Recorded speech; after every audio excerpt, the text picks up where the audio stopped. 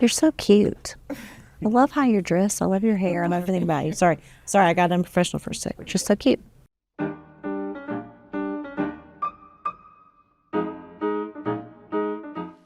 Good evening. I'm Susan Vita. I'm Susan Vita, the Chief of the Music Division. I'm Susan Vita, the Chief of the Music Division. I'm Susan Vita, the Chief of the Music Division. I'm Susan Vita, the Chief of the Music Division. I'm Susan Vita, Chief of the Music Division. And I am so lucky to be the Chief of the Music Division here at the Library of Congress. Tonight's program is coming to you from the Library of Congress's Coolidge Auditorium, which for 94 years has been home to the series Concerts from the Library of Congress, a completely free concert series of which we are extremely proud.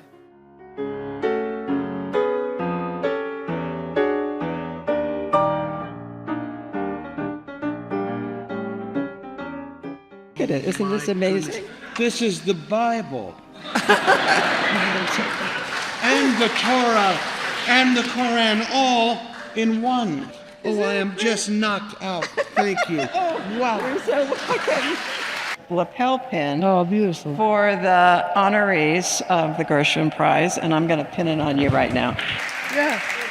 You put it on my hat. Yeah. Oh, on your hat. That's really cool. All right. You hold this side. All right. And Dr. Wow. Hayden will sign this. So this is accordionized, and this has been done by our conservation department Experts. here at the library.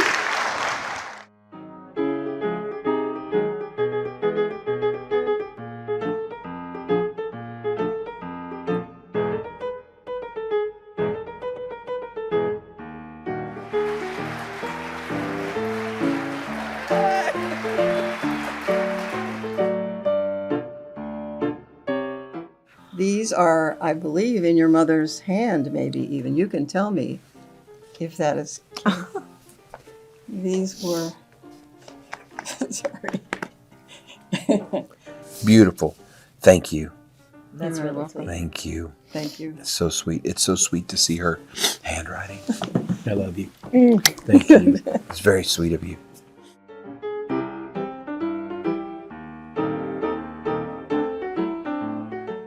You need to sit on a pillow. Yeah, how did that happen? Because you're shorter than me. So, some 650 commissions later, we invite you to join us as we salute our glorious past, create an adventurous and richly diverse present, and envision an equally splendid future for concerts at the Library of Congress. Thank you.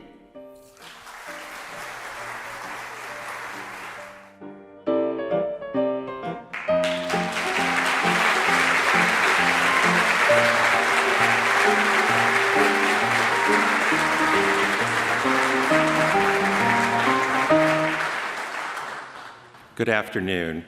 I'm Robert Newlen, and I have the honor and privilege of serving as the Acting Librarian of Congress. I want to welcome you to the Coolidge Auditorium. It's fitting that we are gathered in this special space to honor a fabulous mother, wife, grandmother, friend, colleague, and leader, Susan Hoban Vita. Sue is would undoubtedly be so pleased to see all of us here today. I would like us all to give a warm welcome to Sue's husband, Frank, daughter, Giulia, son-in-law, Eric, grandchildren, Bennett and Harper, and all her family members who have traveled near and far to share this occasion with the library.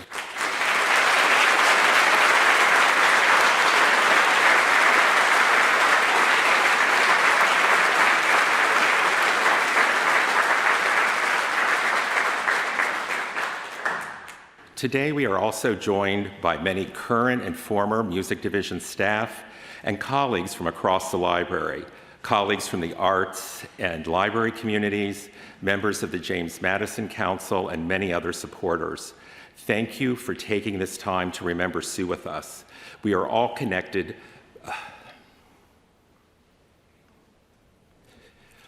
We are all connected by our love for Sue.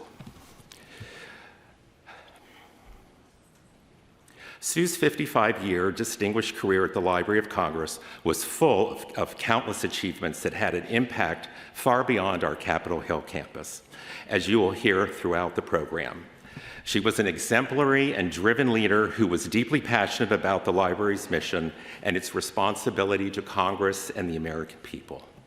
Most importantly, though, Sue was a beloved colleague, friend, mentor, and supervisor to generations of library staff members. She touched all of our lives with her joyfulness, wit, stories, and ability to recognize and appreciate the best qualities in each person she encountered.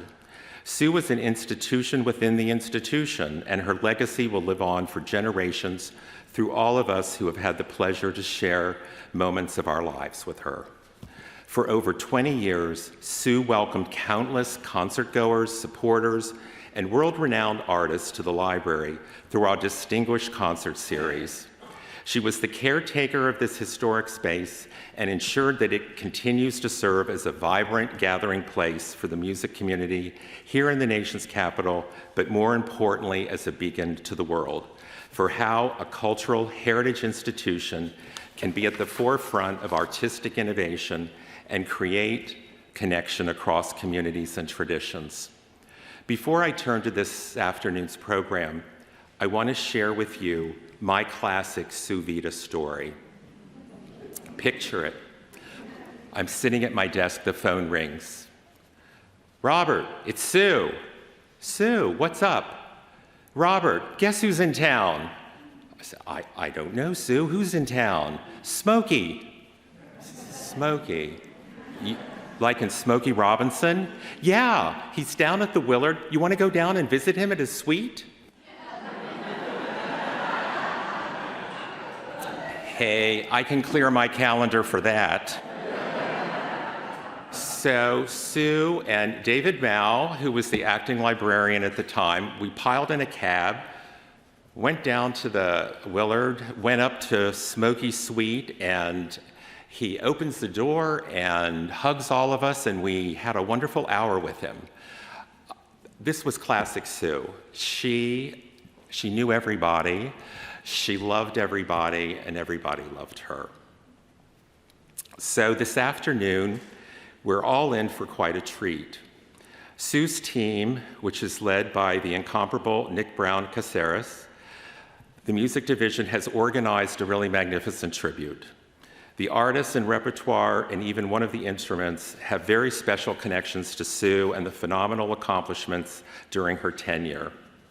Sue welcomed Rosanne Cash to the library for a residency in 2013, which was the start of a very warm relationship that continues today.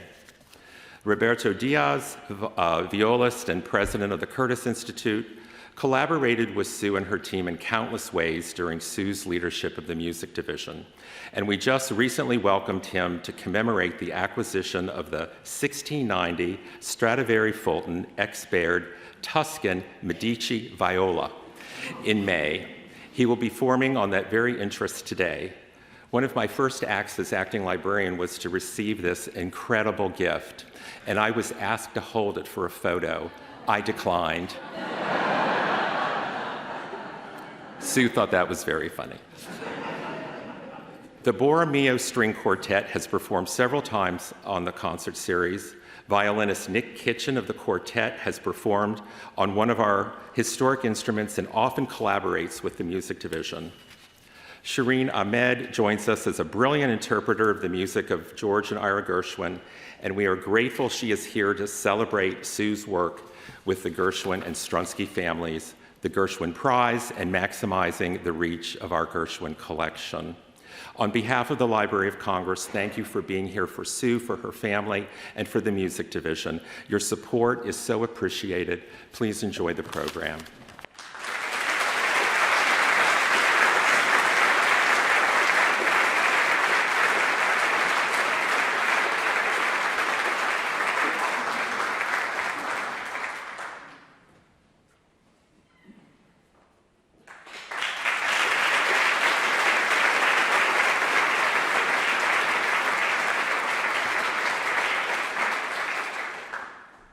It's an honor to be here to honor a woman who musicians felt so safe with. We knew she actually cared about us. And as a songwriter, I always said that songwriting was not the poor cousin to poetry. And nobody knew that better than Sue, who created the Gershwin Prize and put us in the upper echelons. It makes sense to me today to sing this song for her, a song I wrote when my dad passed away.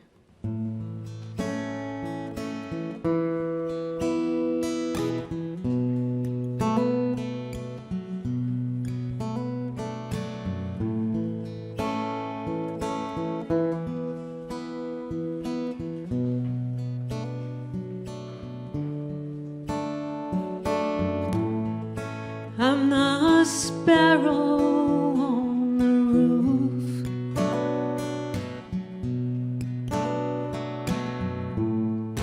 I'm the list of everyone I have to lose. I'm the rainbow in the dirt.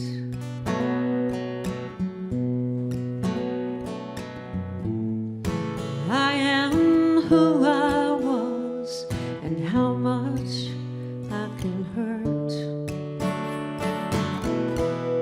And I will look for you in stories of the kings,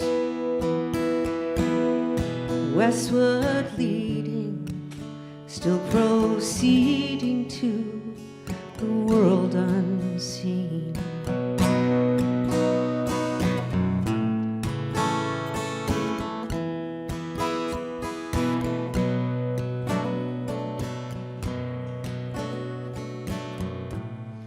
And I'm the mirror in the hall.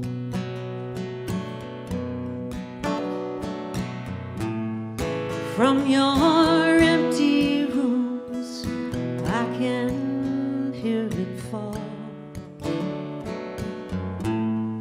Now that we must live apart,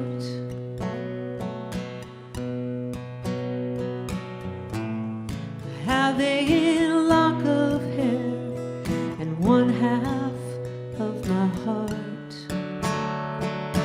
And I will look for you in Memphis and the miles between, westward leading, still proceeding to the world unseen.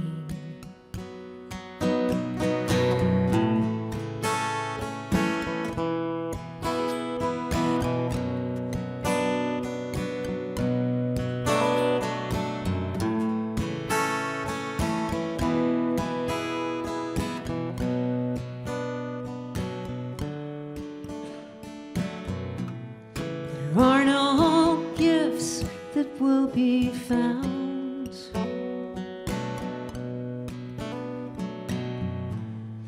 wrapped in winter late beneath the ground.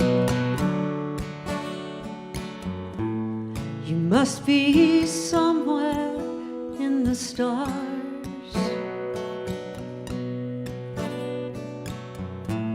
'cause from a distance comes the sound of your guitar.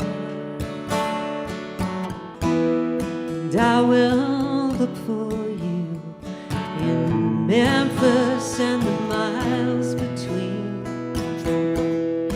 I will look for you in morphine and in dreams. I will look for you in the rhythm of my bloodstream, westward leading, still proceeding to the world unseen.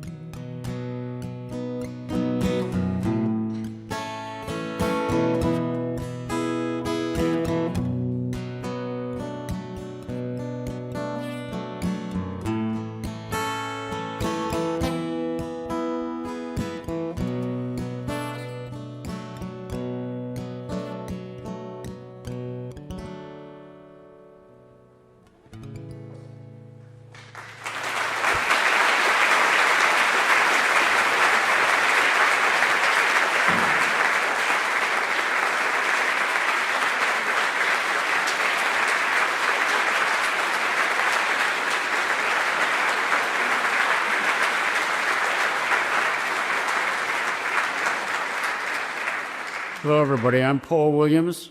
I'm president and chairman of ASCAP, the American Society of Composers, Authors, and Publishers. I'm an American songwriter and somebody who is very grateful to know Sue Vita really well.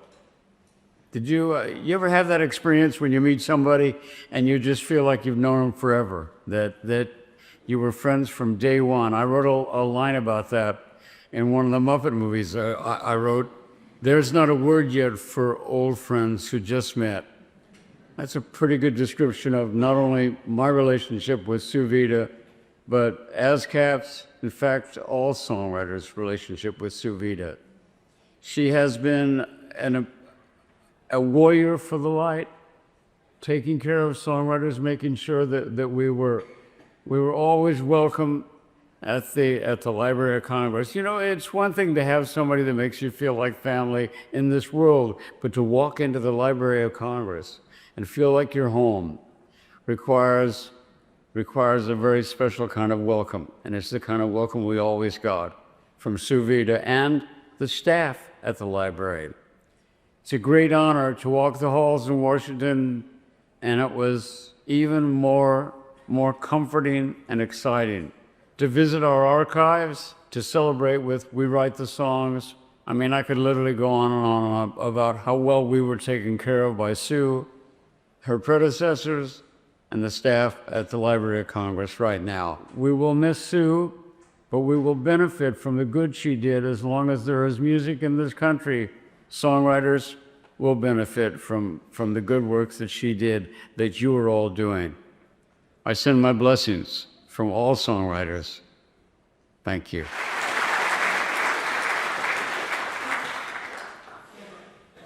It leaves a mark on the forest when the big trees fall, but their nourishment lives on forever.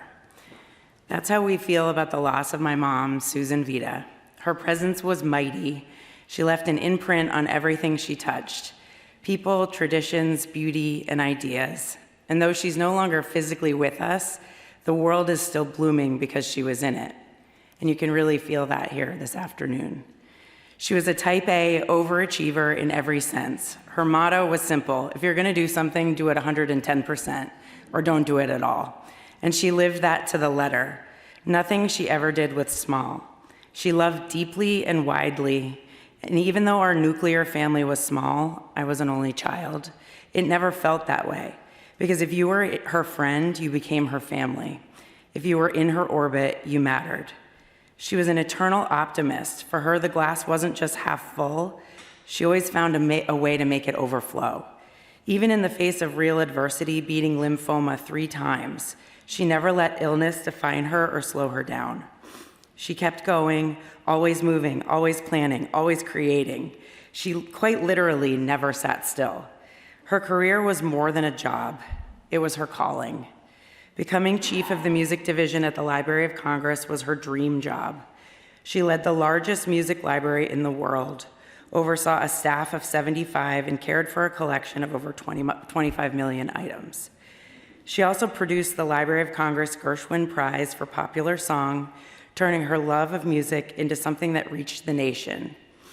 Growing up, I knew how fortunate I was to have a mom like her, strong, ambitious woman who was unapologetically dedicated to both her career and her family at a time when that was still unusual. She gave me permission to be bold, to be driven, and to never settle. A few days after she died, I found a note on her phone. I was actually with Nick when this happened, and it said, "What does il dolce far niente mean?" And this made me laugh out loud because I knew what it meant. It's an Italian phrase that means the sweetness of doing nothing. And if there's anyone who was not about the sweetness of doing nothing, it was her. She thrived on productivity, and it's probably why she struggled with the idea of retirement so much. But even with all that drive, she still found time for life's simple joys: admiring flowers, calling a friend just to talk, savoring a long meal, or losing herself in a good book or her favorite music. She may never have mastered the art of doing nothing, but she absolutely mastered the art of doing everything with joy.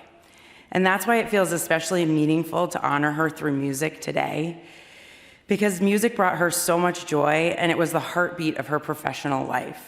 The music division was more than her workplace. It was where she poured her energy, her intellect, and her imagination. She believed fiercely in its mission to preserve the world's musical heritage and ensure that it remained alive, accessible, and relevant. Today, these performances fill the room, and they remind me of what she valued most, that music is a living legacy. So just as the collections that she cared so much about capture the stories of countless composers, performers, and eras, so too does her own story now live on in the work of the music division. In every note performed, in every score studied, in every young musician who discovers something new in these archives, her influence echoes. Thank you so much to all of you for being here today, and to the Music Division and the Library of Congress for honoring her in the place that she loved the most, and for carrying forward the work that meant so much to her.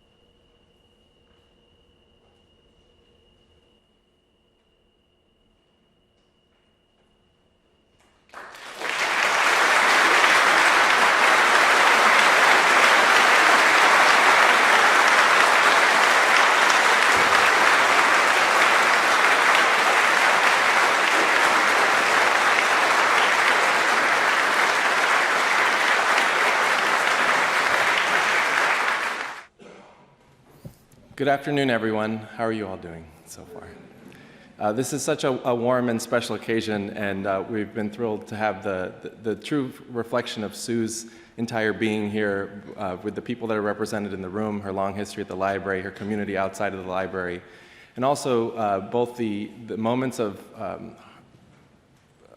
sentimentality that carried through our work, but also the joy and the laughter. And there would be no authentic Sue experience if there was not some good laughing. So we're so glad that the humor has been able to be present with us this afternoon. My name is Nicholas Brown-Cáceres, and it's an honor to be with all of you today. On behalf of the entire music division staff, thank you for your tremendous support of our team and also of the Vita family throughout these past months. Internally, here at the library, we've been grateful for the support network that's been offered at every level, and we'd like to give special thanks to acting librarian Robert Newlen, Robin Dale, Ryan Ramsey, Hannah Summers, Jennifer Meehan, Anjali Lalani, Elizabeth Schreiber-Byers, the Special Collections Division Chiefs, the Library Events Office, the Development Communications and Multimedia teams, and everyone else who has been a part of these few months of transition for our team. We know that all of you are standing with us, and we feel that every day, and you're helping make sure that we can continue to thrive in the work that we're doing, just as Sue would have wanted. The absence of Sue's physical presence is serious. Some of us feel that more than others, based on what our own routines were, and I have to tell you that I spent every waking moment of my duty hours totally spent with Sue, whether we were in person together or connected when we were on telework. And one of the things that many of you who are in our concert-going community know was that Sue was a presence in the very seat right here that we have saved for her tonight for 20 years. That's a really staggering amount of time, considering that the concert series is just turning 100 this fall. And Sue's been responsible for generations of transformative work here at the library and impact. Our days were shared for better and for worse. We had our good moments together and our trying moments together in the time that I served as assistant chief under Sue.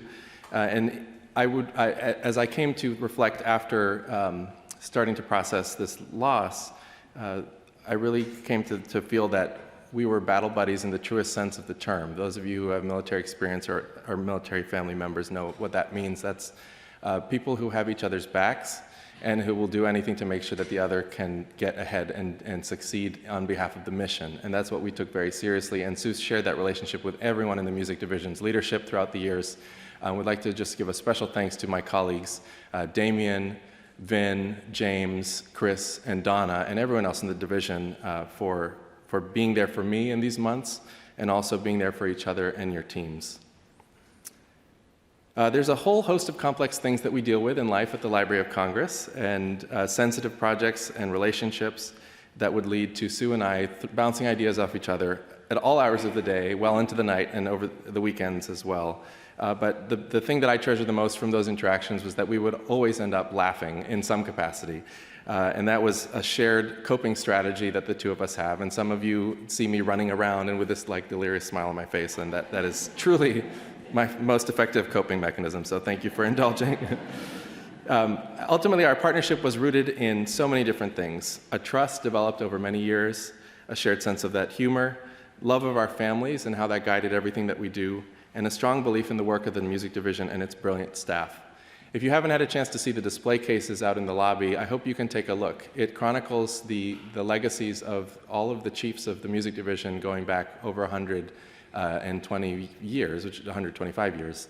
And we give thanks to Ray White and others who contributed to that display. But in there are selected items that are really symbolic of the tenures of each of those chiefs. And you'll see in there some really remarkable items that were acquired during Sue's tenure, so check that out. I had the privilege of also knowing Sue early in my career as a music specialist and concert producer. I like to say that Sue hired me twice, which is, I think, pretty awesome, and I will be eternally grateful to her for having confidence in my ability to hopefully reach my potential. She was an unforgettable mentor, friend, and champion of the people she cared about. She exuded grace, humility, authenticity, and kindness, and the joy she found in her work was infectious. There were no 2 days alike in our time together, but there were some iconic parts of those days, which might be kind of silly, but believe it or not, these are what really hit me on the daily about her absence physically.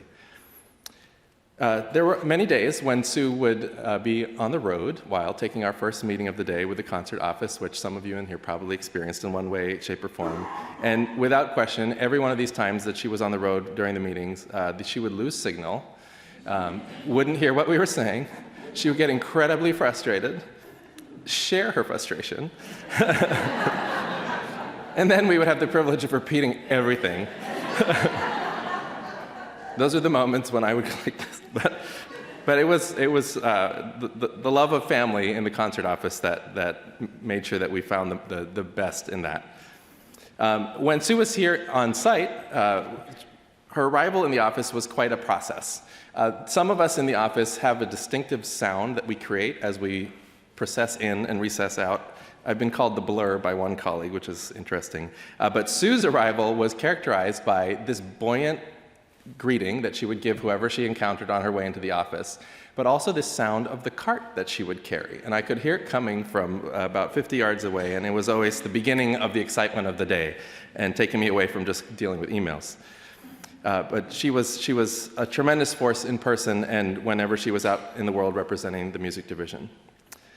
Now, once she would be settled in her office, no matter what meeting we were in, I would hear a scream at some point, "Nick!"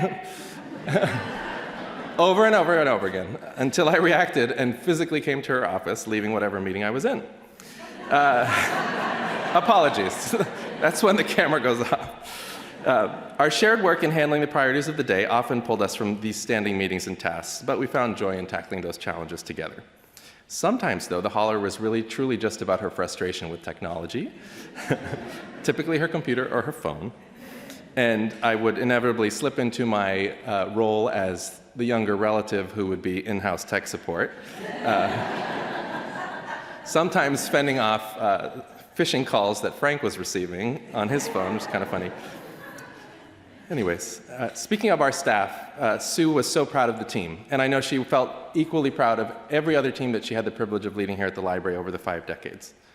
There wasn't a day when she didn't take time out of her routine and her schedule to make sure that leadership was aware of what was undoubtedly an amazing new accomplishment coming out of the music division that day. And we literally have such an amazing team that these happen on a daily basis. She was our #1 cheerleader and was a genius when it came to navigating this institution in order to make sure that her folks and the collections were taken care of. To me, she exemplified one of the most important qualities of outstanding leadership. She had her team's back no matter what, even if it put her in some very hot water sometimes. That's not to say that we didn't receive occasional tough love from Sue, but the reality checks she offered once in a while were always offered with love and with the division's best intentions at heart. She gave us the leeway and support to grow as individuals and professionals, asked us the tough questions to encourage us to consider a wide range of perspectives, and pushed us to be the best possible versions of ourselves. Now, Sue is the type of leader who put all of her energy into making sure her staff could thrive and succeed. And that method, which is one that I think is really special, resulted in countless wins for the library and the American people. You've heard about some of them, like the founding and leading of the Gershwin Prize, commissioning well over 100 new musical works into the repertoire during her tenure, expanding genre and cultural representation on the concert series and in the collections, and hiring and shaping generations of outstanding leaders and experts here at the library. Leadership could always count on Sue to deliver results when they needed help. Now, just to overwhelm you with the list of some of the highlights of acquisitions during Sue's tenure, to share with you the extent and the depth of her impact and the team's impact under her leadership. Some of these names might seem familiar, and they are all part of the library's collection. Stephen Sondheim, John Adams, Alvin Ailey, Jesse Norman, Hazel Scott, the Gershwin Trust Archive, Burt Bacharach, American Ballet Theater, Harold Arlen's papers and the Wizard of Oz manuscripts, the ASCAP Foundation Collection, the Kronos Quartet Archive, Judy Collins, George Crumb, Charles Fox, Marvin Hamlish, Machito Grillo, Shirley Horn, Henry Mancini, Alan J. Lerner, Bruce Lundvall, Ethel Merman, Billy Strayhorn, Max Roach, Hal Prince, Mary Rogers, Gunther Schuller, Oliver Smith, and Roman Totenberg, plus countless individual music manuscripts, sketches, and letters from the great figures in Western music history. And not to mention The incredible, incomparable viola that you just heard from 1690, made by Antonio Stradivari, the Fulton Expert Tuscan Medici viola, which was the highest valued acquisition of a single item for the collections of the library in our history. Sue continues to live on through all of us, through the concert series, through the amazing collections that she helped the division acquire, and there are many more of those that are coming in the years ahead that she has been instrumental in setting up. It is a joy to have the memory of Sue's voice and our many conversations in my head as the music team and I encounter the challenges that are new and also the similar patterns of each day in our work. The last time I saw Sue in person was her last day in the office prior to heading to Vermont for the week of July 4th. I planned to go to Mexico and she was off to Vermont. It was our routine. She was super excited to be back with her family because she had already been up there to deliver Frank to Vermont, and she had to fly down to catch our last concert of the season, which was our Juneteenth commemorative concert. She was late for that concert because her flight was delayed, unfortunately, but she was here for the conclusion of that season. But she had to go back to Vermont for her annual family tradition. We shared our farewells at the end of the day. Sue was wearing a wonderful linen summer dress. She was perfectly cheerful, strong as an ox, as always. And we bid our farewells, and we knew we would see each other when we came back from our breaks. We did speak on the phone the day before Sue went on to better things. But I cannot tell you how imprinted in my brain that moment is when I saw that smile, and she went off down the hallway, and the last thing I heard of Sue was the cart. In person, at least. We had a great conversation on the Tuesday of that week. I think that Sue ultimately knew that her spirit was never going to leave this place, no matter what her future looked like. I know that she was, in some way, thrilled to not have to make the decision to retire, because that was something that she was dreading to have to do, because this was such a formative part of everything that she did. But I know that I carry Sue with me, and I know that all of you do as well, and I think that the best thing we can do to continue to keep her legacy and her joy alive is to continue to celebrate each other and the passion that we bring to the table as individuals, and the way that we can all thrive in supporting and advancing the library's mission, because we have that cheerleader behind us no matter what. So thank you for being here, and I hope you enjoy the rest of the program.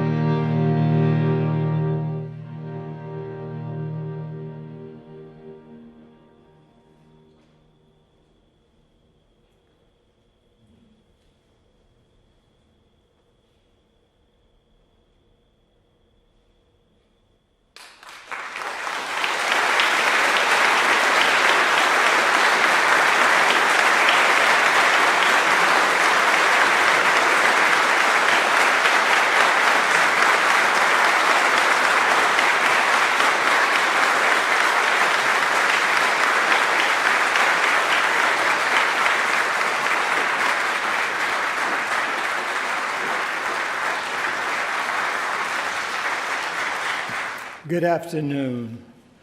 I'm Beecher Wiggins, and I had an association with Sue Vita that goes way before her era in the music domain. So I'm going to speak from that perspective. She and I went back to the time she came on board at the library as the chief of the SIP division, Cataloging and Publication Division. Our respective positions had us interacting almost from the very beginning of her tenure here at the library. Sue and I had a running joke as two old school LC folk who had been around 50 plus years.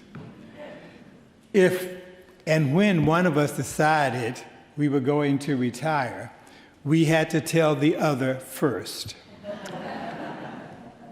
Sue didn't have to do it, and as you can see, I'm still around.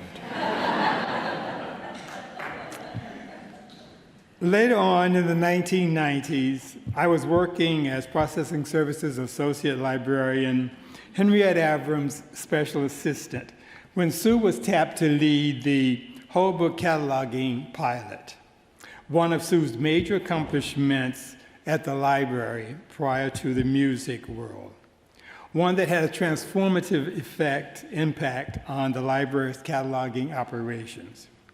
At the time, of course, little did I imagine that I'd end up as chief of one of the divisions that would carry out what she and her team's trailblazing work had produced.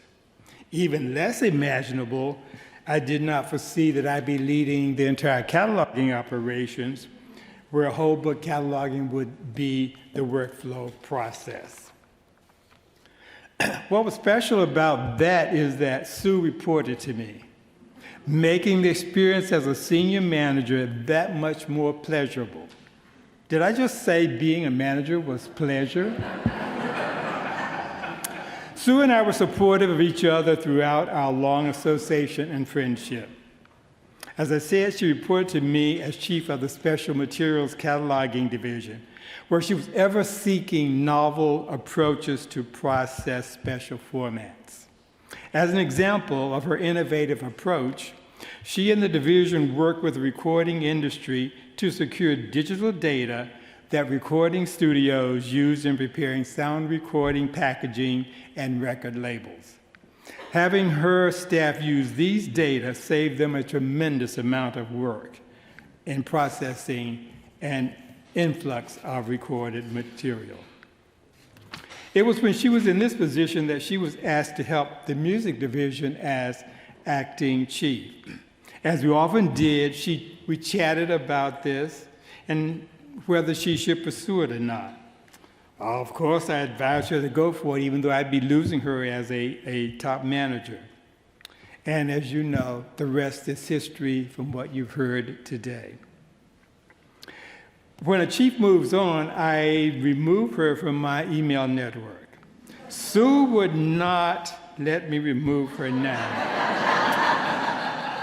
So from the time she took over music some 20 years ago, she received all my email messages to the chiefs who reported to me. Now, every year I would go back and say, Sue, shall I remove you this year? And her answer was always no. When I was asked to serve as acting cataloging director and be her boss in a different way, she encouraged me. In fact, I'd pretty much decided I would not go for the permanent application after the interim acting period was over. But who should come to my office? Sue, of course.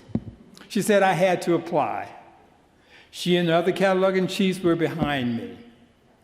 For those who know them, there were some chiefs who were cataloging experts with national and international renown.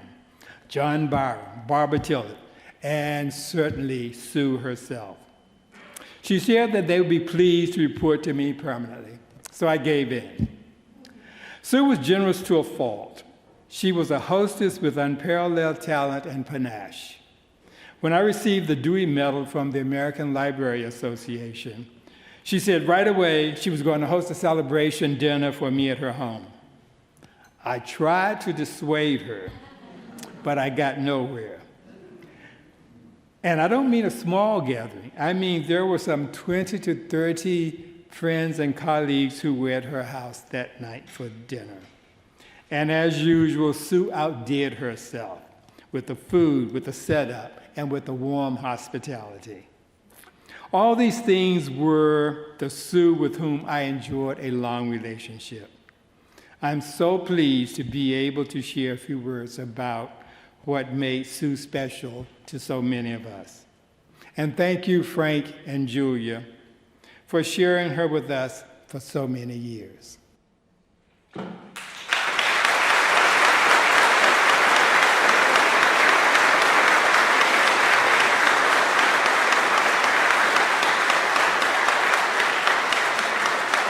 Hello, I'm Carla Hayden, the 14th Librarian of Congress, and it's an honor, both professionally and personally, to celebrate the life and legacy of someone who meant so much to the institution and to me, Sue Vita. Sue and I shared a birthday, but over the years we realized we shared much more than a date on the calendar. We shared a deep love of music, an unwavering belief in what libraries made possible, and a commitment to the people who make this mission come alive. Sue embodied all of that. She brought grace and humor and a fierce dedication to the work every single day. Now, many people know Sue as the visionary who helped launch the Gershwin Prize for Popular Song, a program that has become one of the library's signature celebrations of American creativities. Others remember how she shepherded some of the music division's most extraordinary collections into these halls, including the papers of Neil Simon and most recently Stephen Sondheim. But what I will always remember is her joy, her delight in discovery, her pride in her staff, and the way she championed music, not just as an art form, but as a shared human experience. When Sue walked into a room, she made you feel that our work mattered, and that it mattered because it served the public. And that is a rare gift. And it will continue to shape her division and the library for years to come. Today, we honor her accomplishments, but we also honor her spirit. The music division was her professional home, and she filled it with spirit and generosity and heart. I will always be grateful for the bond we shared and for the incredible mark she left on all of us. So thank you for letting me join in celebrating Sue's extraordinary life and legacy.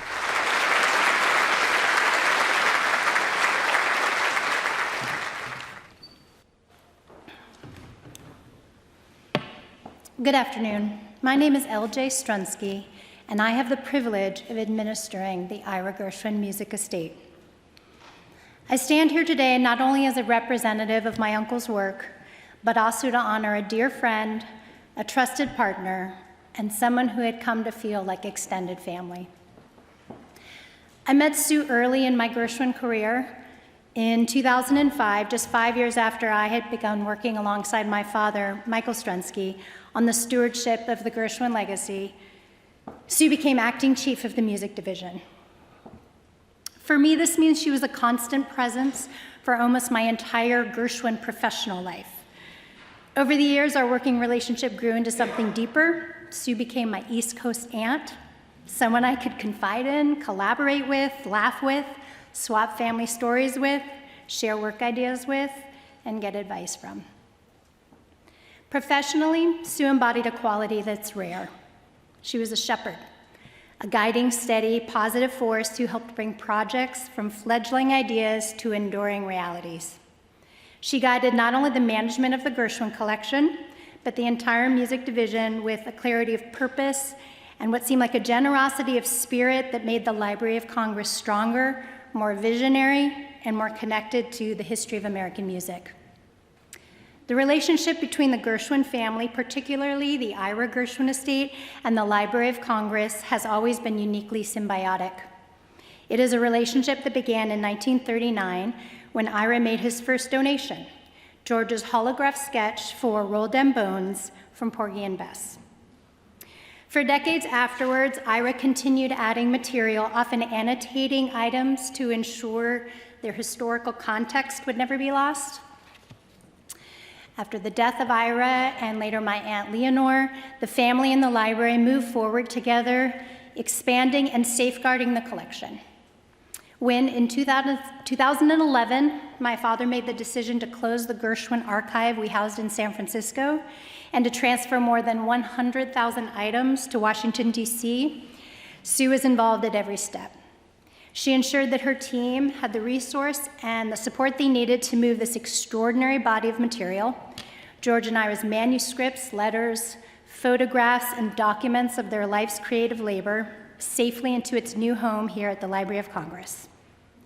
Sue's leadership during that massive and emotional transition helped secure the future of the Gershwin legacy for generations of scholars, musicians, admirers, and Americans.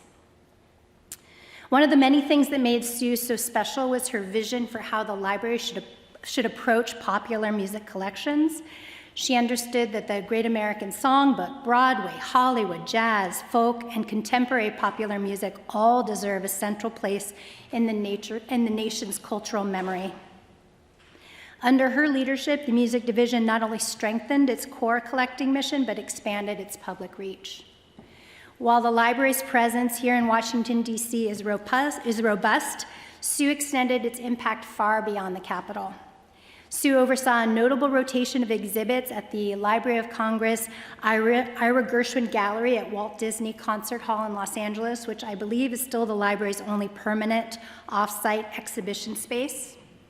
She enriched the Song of America tour, including interesting Gershwin content as part of the library's celebration of musical creativity across the nation. This past May, Sue and her team, especially Ray White, orchestrated a beautiful public exhibit of Porgy and Bess treasures at the Kennedy Center for Washington National Opera's production of Porgy and Bess, which was celebrating the opera's 90th anniversary. And in the past few years, she oversaw an effort by the music division to expand the Gershwin digital collection, work that continues today and will make the collection even more widely accessible to researchers around the world. But probably the most remarkable example of her outreach is, as mentioned, the Gershwin Prize for Popular Song, established in 2007. From the very first award to Paul Simon to the most recent award to Elton John and Bernie Taupin, she played a significant role in shaping the prize into a nationally celebrated recognition of artistry, creativity, and cultural impact.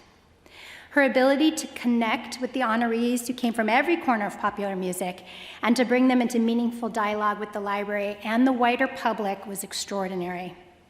For 18 years, Sue was the quiet but essential architect behind the prize's success. It was easy to see the public-facing side of the prize, but behind the scenes, Sue was central to making it a respected and joyful celebration of popular song. Between 2010 and 2012, Sue helped restart an important recording partnership with the Gershwin Estates. Under her guidance, the library sponsored a new set of cast recordings of restored Gershwin scores, including Life Begins at 8:40, Sweet Little Devil, and the long-delayed 1930 edition of Strike Up the Band. These projects brought long-lost musical treasures back into the world where they could be heard, studied, and loved again. Sue also created a concert series celebrating the American musical theater, an initiative not only preserving the history of the Broadway stage, but bringing it alive for new audiences. In 2024, for the centennial celebration of Rhapsody in Blue, the library hosted a spectacular performance by the United States Air Force Band and pianist Simone Dinnerstein. This event embodied so much of what was typical of Sue's work, an intersection of scholarship, performance, preservation, and public celebration. Through all these concerts, recordings, and archival projects, Sue helped ensure that American musical theater, popular song, and the Gershwin's place within it remain a living, breathing part of the library's mission. To me, to the Gershwin family, to many other custodians of musical history, and to so many of you here today, Sue was more than a partner. She was a guardian of legacy, a steward of history, a dear friend, and a champion of the idea that music is one of the nation's greatest cultural inheritances. And a florist. Did you know that she was also a florist? Well, neither did I until one day in October of last year when she came to my rescue. It was at the celebration of life for my father in San Francisco at the Fairmont Hotel, and the florist was stuck in traffic and showed up just as my first guests were arriving. Out of the corner of my eye, as I was busy greeting these new first arrivals, I see Sue bouncing around from table to table with her arms full of crystal vases and hydrangeas and a very determined look on her face. In a matter of minutes, she created the most perfect displays for like 10 to 15 tables, out of thin air. It was magical and a memory that I will treasure. And yet, for all her accomplishments, Sue wore her achievements lightly. She brought kindness and steadiness into every interaction. She made people feel welcome. She made them feel heard. She built bridges, bridges between institutions, between artists, and between generations. Sue's work shaped the way the Library of Congress preserves and presents American music. Her impact and her vision are woven into the music division's identity, into its collections, and into the future learning it will support. And her influence is woven into my life too, professionally, personally, and emotionally. Today, as we honor her memory, I'm struck by how seamlessly Sue aligned the library's mission with our shared vision for perpetuating the Gershwin legacy. She understood that archives are not simply collections, they are stories, voices, cultural DNA, and she dedicated her life to ensuring that those things endure. I miss Sue dearly. I miss her guidance, her wit, her unwavering support, her green thumb, and the knowledge that she was always in my corner.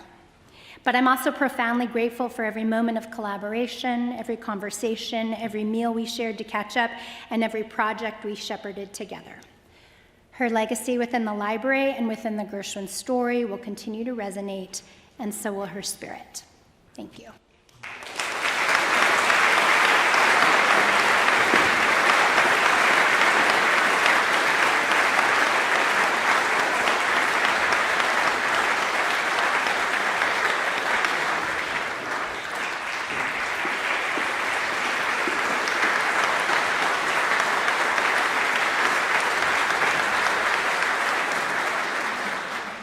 Hi, everyone.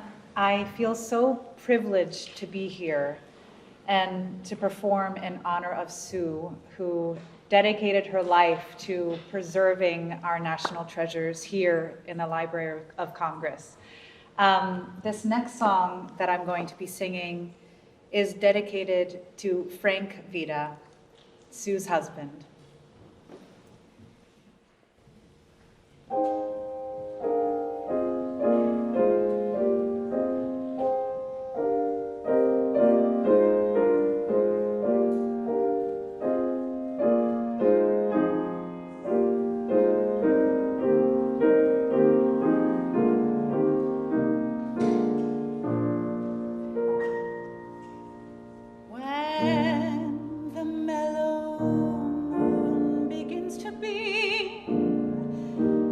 And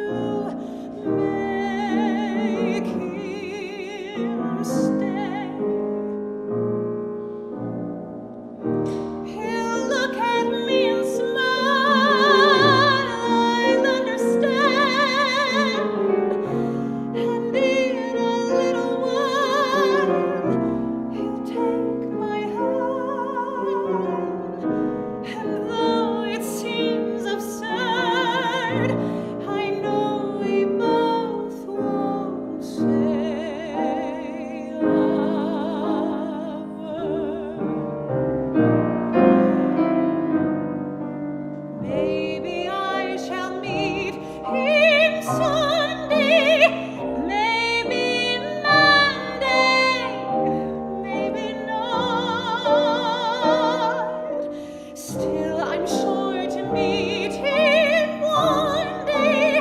Maybe Tuesday will be my good news day. He'll build a little home just meant for two, from which I'll never roam. What would you? And so all else above, I'm waiting for the man I love.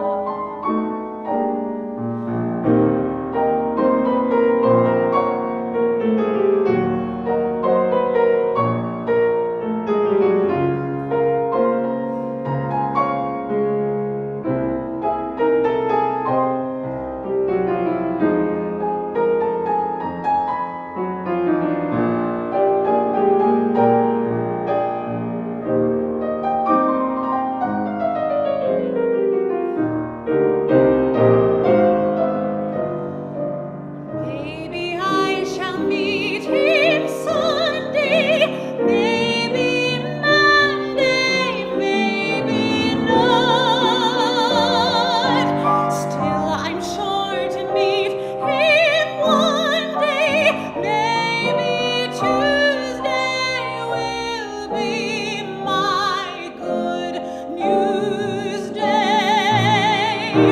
He'll build a little home just meant for two, from which I'll never roam. Oh, what would you? And so all else above, I'm waiting for the man I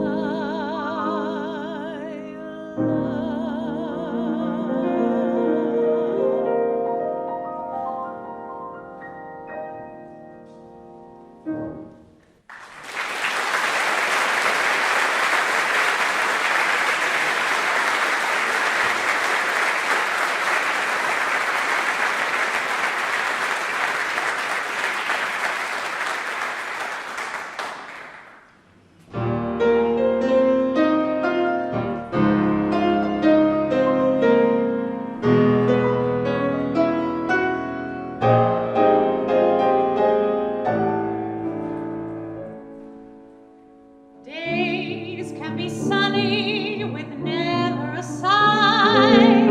Don't need what money can buy. Birds in their trees sing their day full of song. Why shouldn't we sing along? I'm chipper all the day, happy with my lot. How did I get that way? Look at what I've got. I got rhythm, I got music, I got my man who could ask for anything more. I got daisies in green pastures, I got my man who could ask for anything more. Old man Trouble, I don't mind him, I don't let him at my door. I got starlight and I got sunshine, I got my man who could ask for anything more, who could ask for anything more.